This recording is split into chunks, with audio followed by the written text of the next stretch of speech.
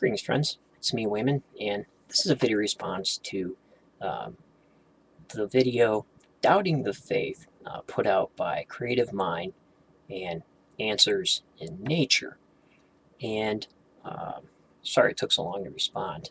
My computer was down. But I think that I came out of fundamentalism. And the funny thing was, I got upset and pissed off that the Baptists knew more about religion than I did. And the thing was, I didn't have very good answers because I didn't know the literature and the theology. And that's all you need is a good answer.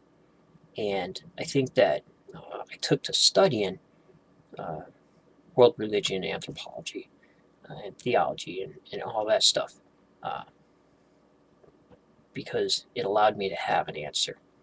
It allowed me to know what they knew and more, especially dealing with textual criticism. But I think that a lot of people get hung up on a lot of things. They get hung up on the idea that they got ripped off.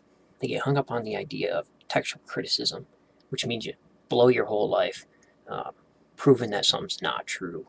Uh, but I think that Joseph Campbell really put it together for me and showed me how belief systems and religion plays an important role in people's lives. Uh, it can be both positive and negative. And I kind of see it now as a philosophy.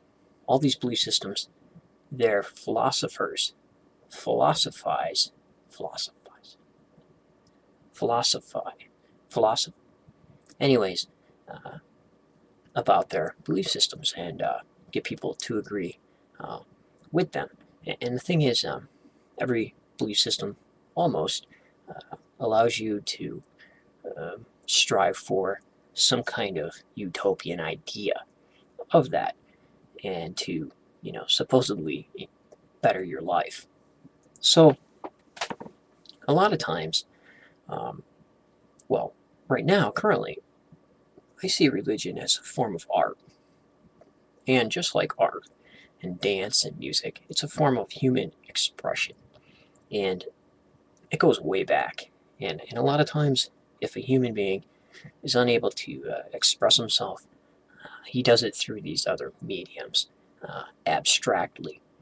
And Joseph Campbell and Carl Jung kind of seen this happening, whether we're explaining dreams, whether we're explaining something symbolically through poetry, religion also, using all of that is an expression. And if people happen to agree with you, they join in that experience, and it's built to be passed on. Now, you take that idea and mix it with nationalism, or nationalism mixed with religion. It ends up being a kind of poison. Sometimes it can be a positive thing, though, if you're trying to avoid assimilation, kind of like the Native Americans here during the forced assimilation process in the United States, and also a lot of times conquering nations. So if you're a Greek, you're trying to avoid assimilation. If you're Jewish, you're trying to avoid assimilation. So you come up with strict policies as a cultural identity to preserve you from those types of assimilation. And it worked for the most part in the Babylonian era in Judaism, and also against Greek forced assimilation policies by Antiochus. So a lot of times religion is beneficial, and to toss out the expression is tossing out a type of tool that may help you personally express yourself and deal with the reality around you in an abstract sense. So I can see, and I have seen, religion transform people's lives, both for the positive and the negative. So whatever we get from it, whether we're looking at a work of art, whether we're reading Homer and the Iliad and the Odyssey, whether we're writing music, we join in the experience of a crowd at a rock concert, or we root for a favorite football team. All of that is part of a group expression, and also uh, a tiny segment of that is the individual expression.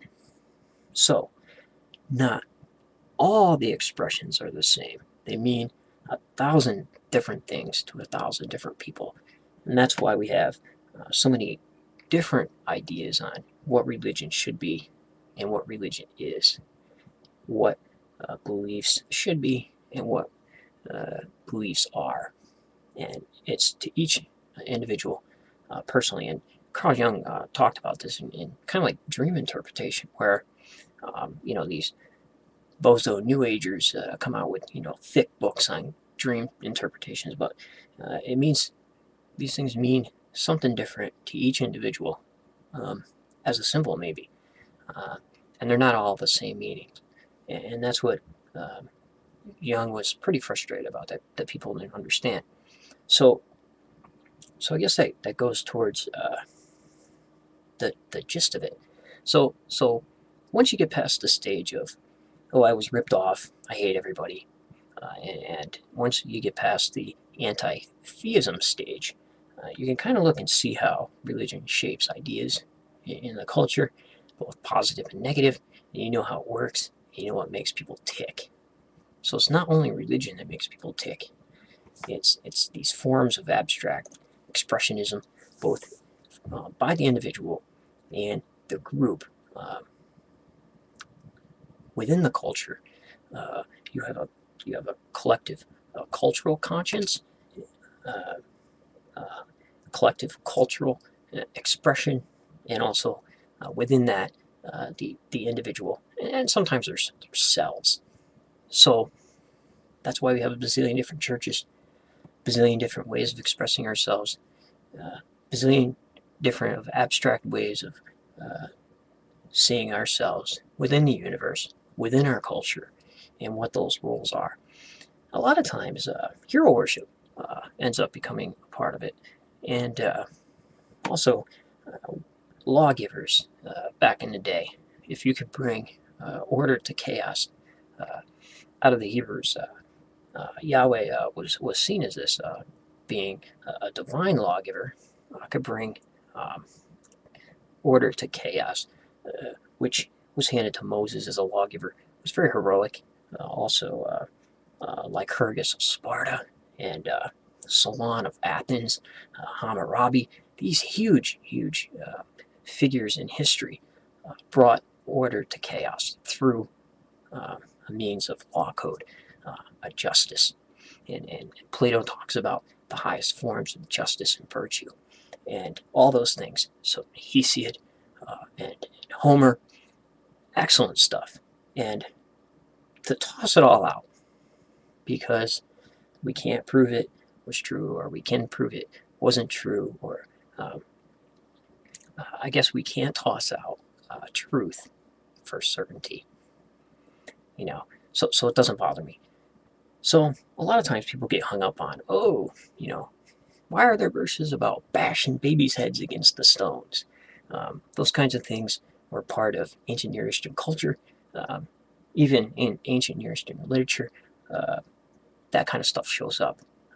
If you've ever seen the Abu Simbel, if you go to Egypt and look on the walls of those temples, and also the fight against Seth in the Temple of Horus in Edfu, places like that, carnage.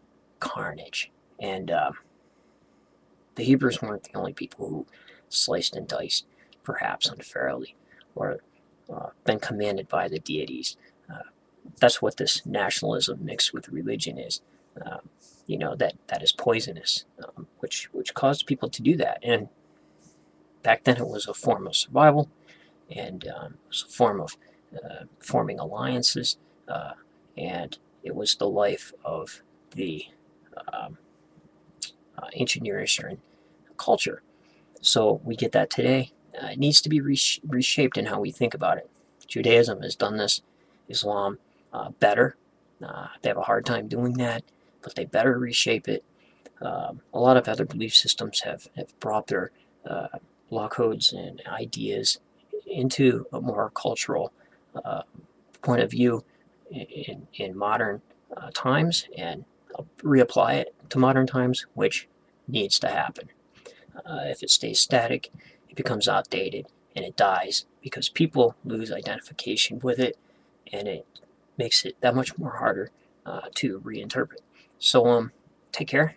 I don't know if I said anything, but be well, and remember, if everybody's thinking alike, then somebody isn't thinking.